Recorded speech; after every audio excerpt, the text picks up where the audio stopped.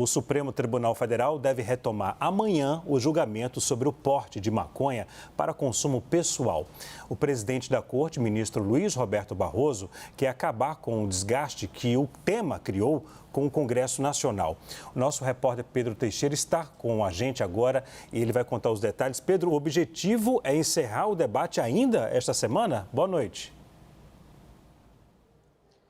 Exatamente. 2 ministros precisam votar, viu, Leandro? O próximo a votar na sessão de amanhã é o ministro Luiz Fux e quem encerra o julgamento é a ministra Carmen Lúcia. A gente tem nesse momento o placar de 5 votos a favor da descriminalização do porte de maconha para uso pessoal, 3 votos contrários e um terceiro voto que foi apresentado na semana passada pelo ministro Dias Toffoli, que abre uma divergência. Isso porque o ministro entende que a lei que está sendo questionada neste momento no Supremo Tribunal Federal é constitucional. Portanto, ele defende a manutenção do sistema atual que define, por exemplo, a polícia, o Ministério Público ou o sistema judiciário fazem essa diferenciação entre usuário e traficante. Parte dos ministros votaram a favor da descriminalização e estabeleceram, inclusive, uma regra.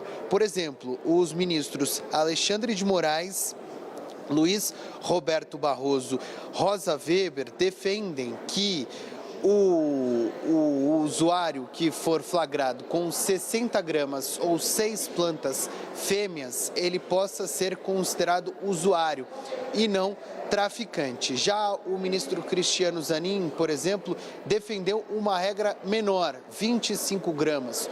O André Mendonça tem uma terceira posição, 10 gramas, e aí ele pede, por exemplo, que este assunto seja analisado em até 180 dias pelo Congresso Nacional. É o mesmo ponto defendido pelo ministro Edson Fachin.